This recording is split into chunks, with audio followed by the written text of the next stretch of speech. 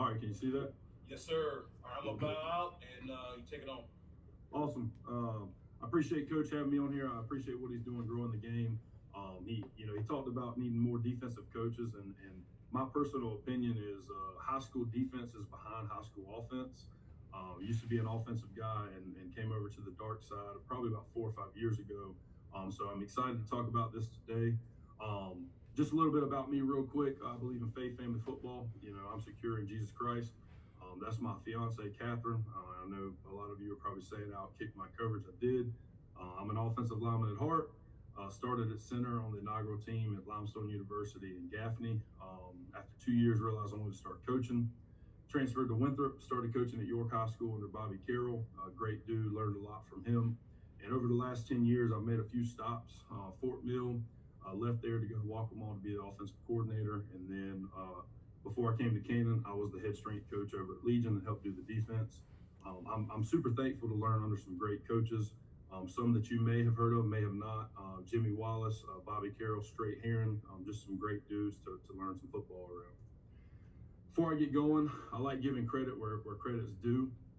I got to give a couple shout outs. These three guys have kind of accelerated my coaching game. Dub Maddox is out in Union, Oklahoma. He's the creator of the R4 system, and if you've never heard of this, please look into it. I started it my second year of coaching and felt like I was on my 7th or 8th year of coaching. So he accelerated my coaching. Dante Barty and Kyle Kogan, I was introduced to them from my buddy Spencer Carroll. He actually works out at Union with Dub, and I met Dante and Kyle. And as far as defense goes, run fits, a scheme, and just a lot of other things, I definitely have to give them a shout out. So kind of moving forward, what's our overview going to be today? Well, when Coach and I talked, he was like, "What are you going to do?" I thought about it for a couple hours, and I thought back to when I first came to the defensive side and what made sense to me, or what didn't make sense to me, and what I needed to learn out the gate to kind of get where I needed to be. So I'm going to be a little bit all over the place, but we're going to kind of talk about how structuring some defensive calls, the strategy behind it, and then we'll get into some coverage later on. So first thing I want to share, it doesn't matter if you're an assistant coach on here, a coordinator, or even a head coach. The number one thing I'd like to share today is program alignment. It is super important. You are trying to get the green arrow. Obviously, you want all arrows pointing the same way. If you have the red arrow where there's a lot of different people going in different directions, it can be detrimental to your program. So a big thing that we hang our hat on is what we are doing, how we're going to do it, and why we are going to do it. So if I could give any advice to a young assistant coach that just got in the game, go meet with your coordinator, meet with your head coach, and learn what is their vision, what is their core values, what is their mission on each side of the ball for the team. Because the biggest thing is to be aligned from the top down. And if you don't understand the big picture from those guys, if you disagree with something, you may be the person who's going in the opposite direction. So that's a huge thing I wanted to share. So the first thing we'll talk about is kind of the three modes of defense. So every call in our defense fits into one of these three categories. I learned from the R4 system that creating a common language where everyone's on the same page is crucial. So we associate each defensive call with these three modes. And what that allows us to do is it allows each player to understand what they need to execute in the call. And we'll go into these each more in depth. So the first one is base mode. So base mode to us, so we'll have a defensive call that fits in the base mode category. And base mode typically means, a static front. There's probably going to be some type of four-man rush. And the defensive calls are going to be where we read and react in the run box. Think more of your stack fit type things. So for our defensive line, we talk about hips, hands, and feet. And the biggest thing is we want them to understand, are we trying to box or spill the run on each side?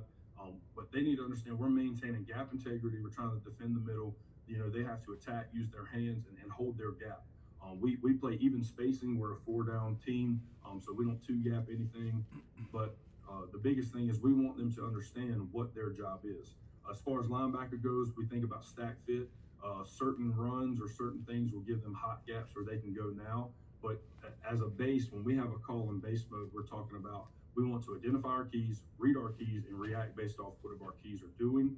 And then from the DB side, there's no design pressure in base mode typically. They need to rely on their alignment, their assignment, and their technique and play coverage because it's a base down. So I didn't come up with a lot of this. I heard it in a clinic This is a big Pete Jenkins thing. He used to teach, or he teaches his defensive linemen with these modes. And I kind of just took the modes and designed it for the entire defense to create that kind of common language. Next mode is your stunt mode. Now you're thinking more dynamic fronts, defensive calls, where we speed up the fit. Think tackle for loss here. This is more of a higher risk, higher reward type mode. So you come up with your calls that fit in this mode, but now your defensive linemen are understanding that we're having movement up front. We're stunning, we're blitzing, we're going to dip and rip, we're going to shoot gaps. We're thinking tackle for loss. They're not being held up in their gap. And for a linebacker standpoint, now we're thinking about plugs, fires. There may be a blitz, a pressure, hot gaps. We're going now, and in this mode, we're thinking tackle for loss, or we're thinking sack, and we're going to essentially try to create havoc. What changes in the mode for DBs is it's a design pressure. So here we'll have more man-to-man coverage, and we can be a little bit more tighter, more aggressive. Understand that we are probably sending more than 4 guys at some point, and they can really get on the line and jam them up. The last one is jet mode. This is pretty self-explanatory. Defensive calls that are designed for passing situations. It could be end of the half, end of the game, 3rd and long, 2nd and long. And now I want my defensive lineman thinking more of a pass rush. Got to have a good get off. Every play they have to have a good get off, but especially in jet mode. We got to be thinking contain the passer. Do not let him escape. This is where we incorporate more of our pass games. Linebacker, DB wise, we're thinking, more, we're going to send pressure. We might send pressure, but we're thinking cover. And then DBs have to understand we don't have pressure coming here. So it's a pass situation. They must really lean on their position maintenance and understanding where they have to be in the coverage. But yeah, so that's kind of how we break down our 3 modes. And I think that's super crucial because it creates that common language across, for every player and every coach of what we're trying to do. And the real reason I try to associate this with every position on the defense is anyone who calls offense, as a coordinator, your quarterback has to be on the same exact page as you. What are we trying to do to defeat the defense? Well, that's how I want everybody on the defensive side of the ball to think.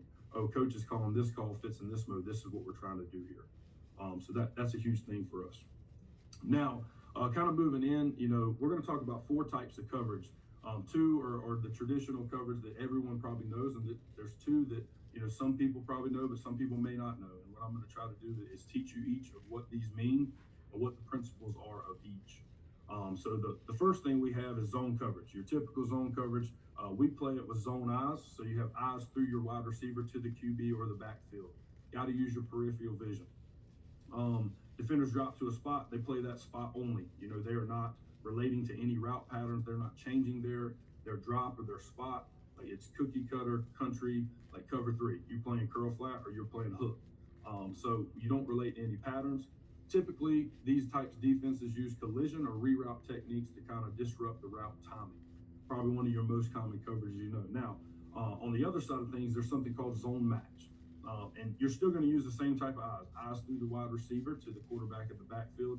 Still going to use your peripherals. But the difference here is we still play zone principles. We still drop to an area, but we relate to the wide receiver in that area.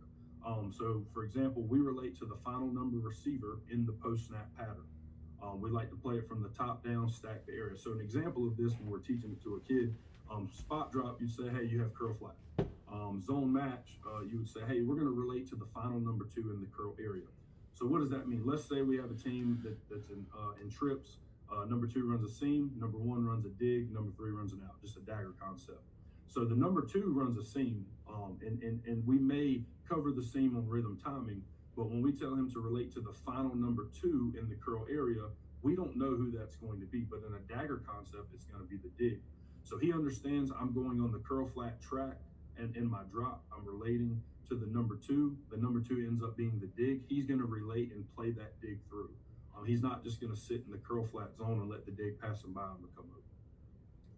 So the 2 that we'll talk about kind of later on in the presentation is we're going to start man coverage. So man coverage, another typical one you hear often. You have man eyes. And what that means, we really try to harp to our kids with their eyes. Man eyes means total concentration on your man with the eyes on your man. If you're playing man coverage and your eyes are in the backfield, play action is going to be terrible for you.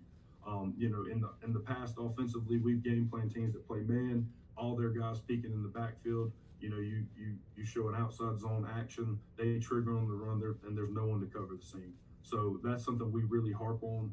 Man to man, you play that one player always throughout the snap wherever he goes. That's simple as it can be. Probably the most simple coverage you can play in football. Man on man, follow him wherever he goes. Now, man match, which we're going to talk about a little bit later. Still use man eyes, total concentration on your man. You have a man pre-snap. So if it's the number 2 wide receiver, my eyes are on him pre-snap. But what we do in man match is we give a set of rules post-snap to assess the route pattern that's being ran by the wide receiver. So depending what the wide receiver does, we could play man-to-man on him, or we could end up playing man on another wide receiver based on what that receiver does. So for an example, what would this look like? We would say, hey, you're playing man on number 2. If he goes up or he goes in, you're going to play man-to-man on him. But if he goes out, we're going to cut the number 1. And we'll talk a little bit more about what that means in a little while. But the biggest thing I wanted to make sure is as I talk about the 4 types of coverage, I feel like the man and zone get talked about a lot, but there's just so much information out there for people to learn the more sophisticated coverages. Zone match and man match is starting to trickle down to the high school world. A lot of people will know like palms. That's the main one. A lot of people run, they'll go 3-4 palms. Play 2 read, and that's what they base out of, and that's what they run 100% of the time. So how do we start teaching it to our players? Well, we like on the defense side of the ball, what we do is we try to teach what can the offense actually do at each position. So whether it's a defensive lineman, whether it is a wide receiver, no matter who it is, there's things that they can do, and we try to categorize them. So as far as wide receiver goes, they can go in, up, or out. Now, don't get me wrong, there are a lot of sophisticated other patterns or routes they can run. They can push vertical for 3 to 5 steps, break in or out. But as a base, this is the 3 things they can do. So we try to teach them this because we do run a lot of pattern match coverage. So the next thing we like to teach them is the 5 formation families.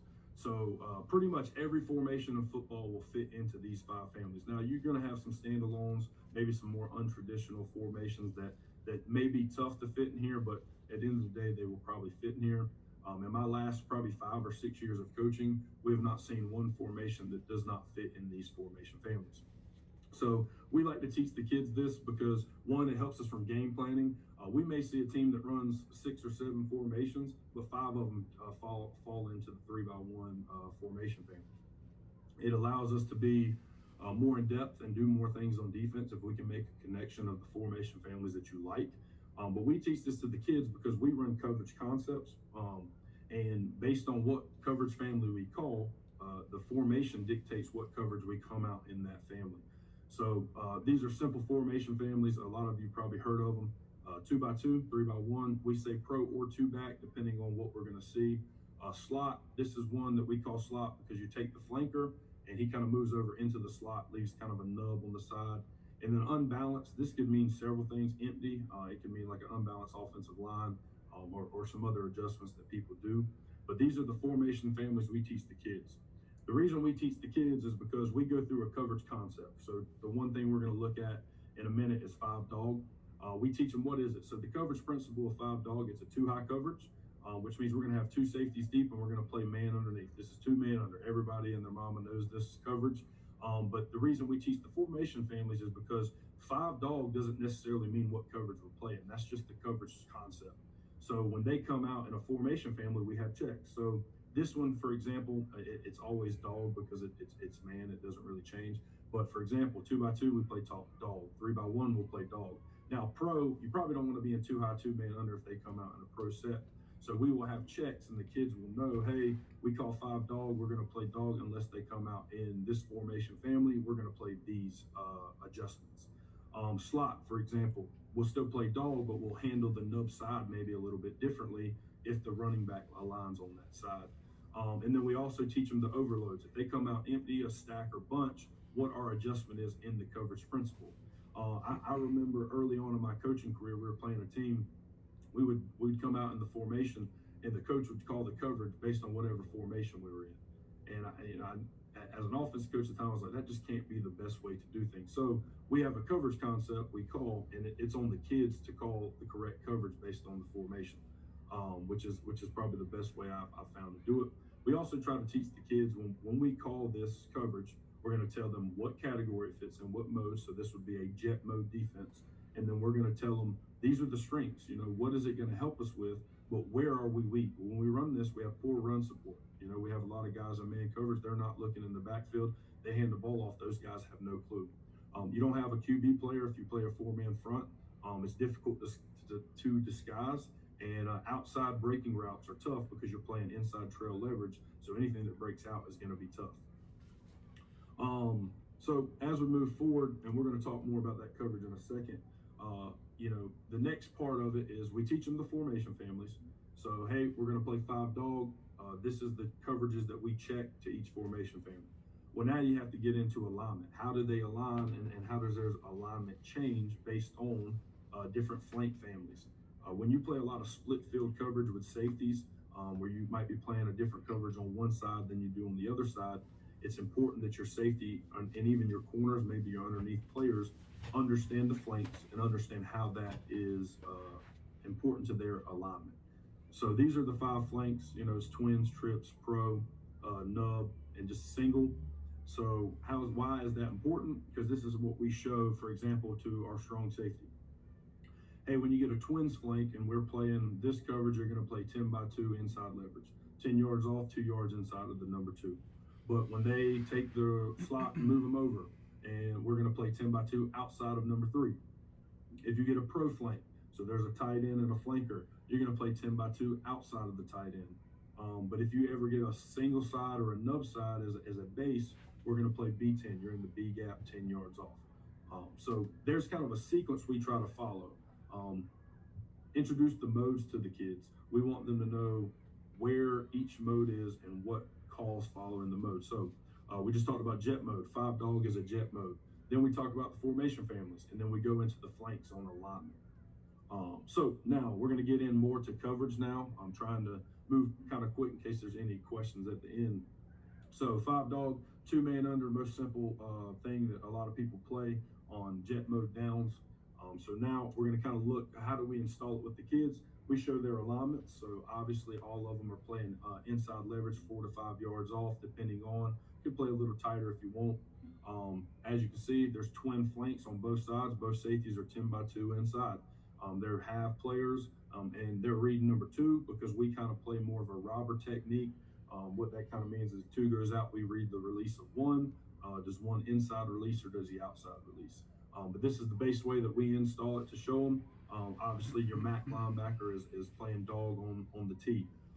Dog, it kind of comes out of, I believe it's Georgia's playbook, and the association they make with the kids is a dog chases the mailman everywhere he goes. So that's kind of the man-to-man principle we were talking about earlier. You have this man no matter what. So this is a man coverage, man-to-man everywhere he goes, and I have a couple clips we'll show. So here we go. It's 2 by 2. Safeties wise, this is towards the end of the game. I think we were up by a touchdown or 10 points. You can see safety's alignment and the boundary is not correct. He's head up. He should be a little bit more inside. But what we teach our kids in this coverage is you want to play inside trail. Make him throw the ball hard and high. That's what we want. So if you're playing inside trail, which means you're under and inside, then he has to throw the ball over you. If he does that, there should be a safety there. Here's a good clip. We're not playing the best leverage underneath. Corners outside, he should probably be a little bit more inside, but all in all, we make the quarterback throw the ball high, safety goes up and gets it. Typical 2-man under stuff. But what we started running into is, in my notes, switch routes can be tough. So, I believe this is a snag concept. Yep, pretty much a snag concept. You got the corner by 2, snag route by 1, and flat by 3. What we were learning, just like any man coverage, is switch routes are hard to cover, whether it's under the hard deck, below 7 yards, or above the hard deck. So we found a coverage adjustment to 2-man under and jet mode downs where we could handle this, that we could make something out of it, and that's where 5 cut comes in. So now we're going to play 5 cut, and the coverage principle, we're still too high. It's a split field coverage. 2 guys are still deep. We're still playing 5-man underneath, but now we're playing man match.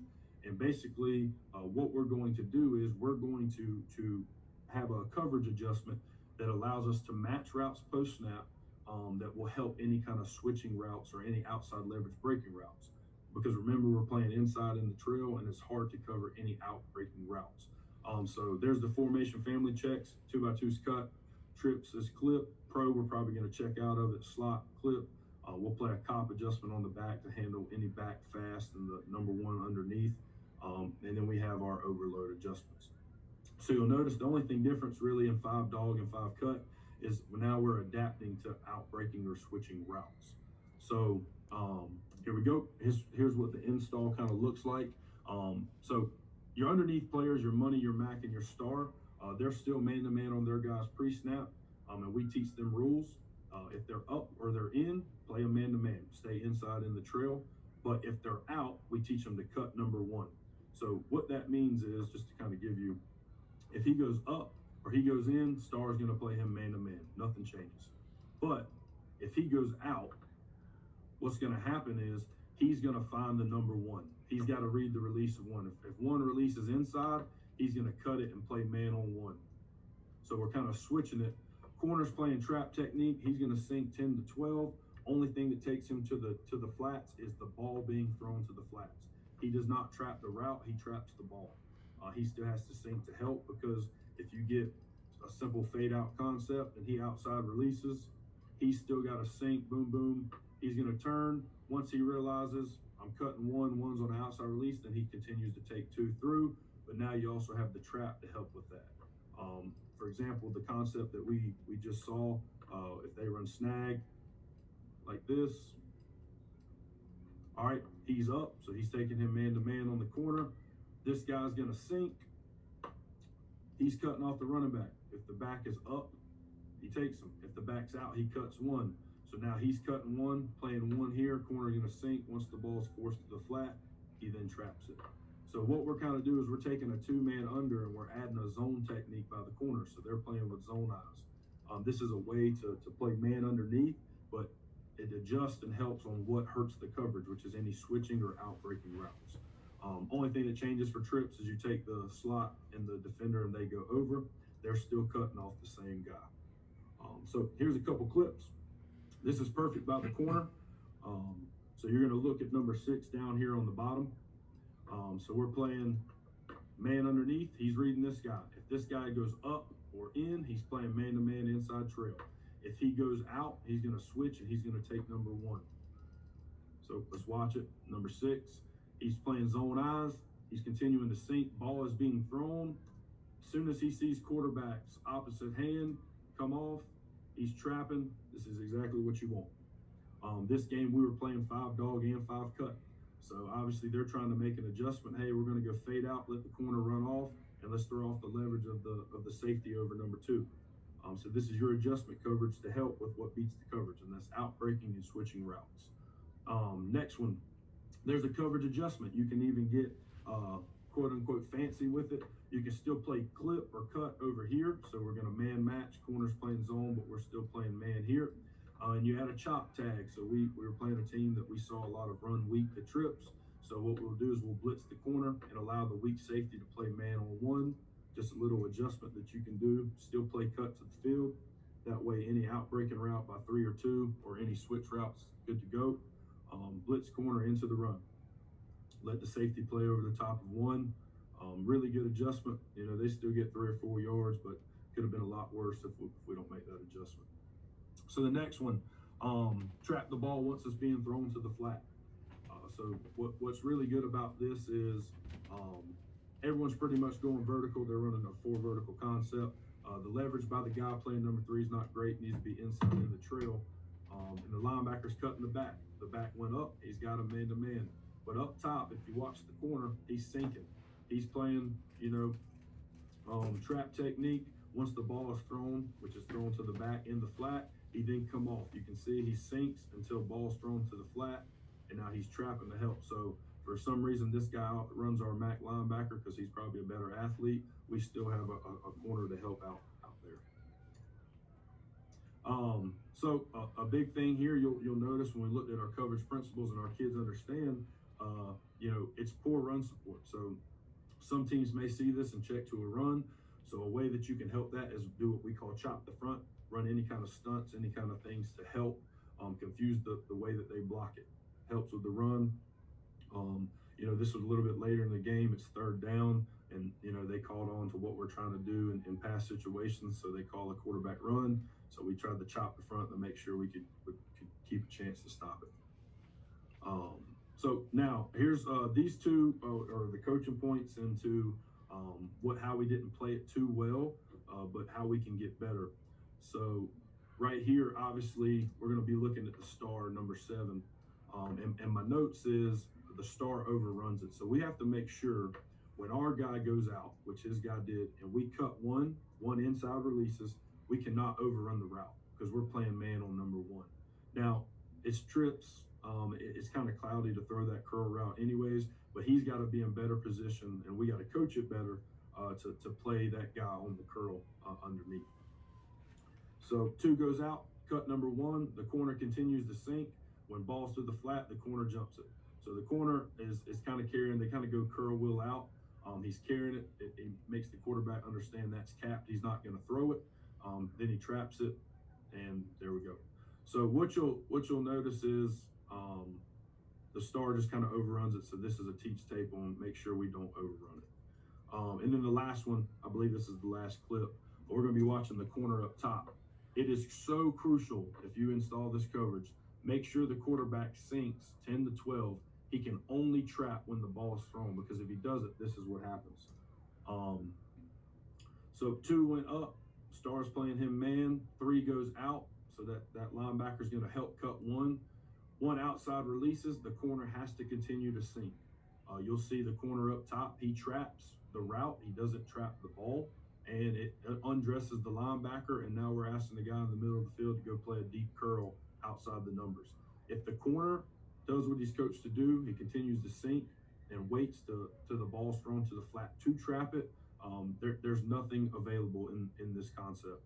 So that's a huge thing that we had to make sure we started coaching a little bit better, because you can give up big plays if you don't. I really appreciate Coach Tatum on here. Here's my phone number, email, or my IGX.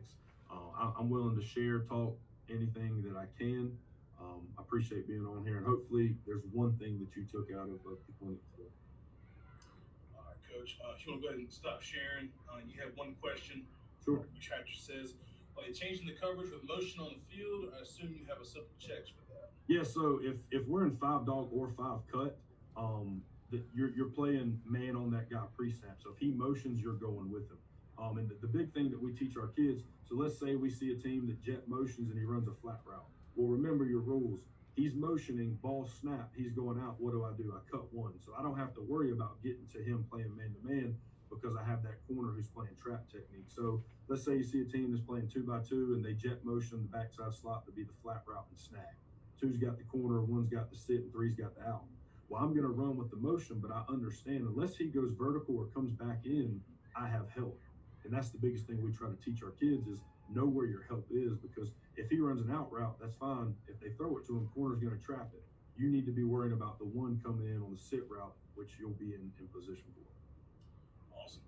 Well, Coach, I appreciate you doing that, and I'm always trying to get better at defense. I'm trying to learn. You're only as good on offense if you know what's good on defense. So that's why I made the switch. I was an offensive coordinator, and I humbled myself and said, man, I don't know enough about defense.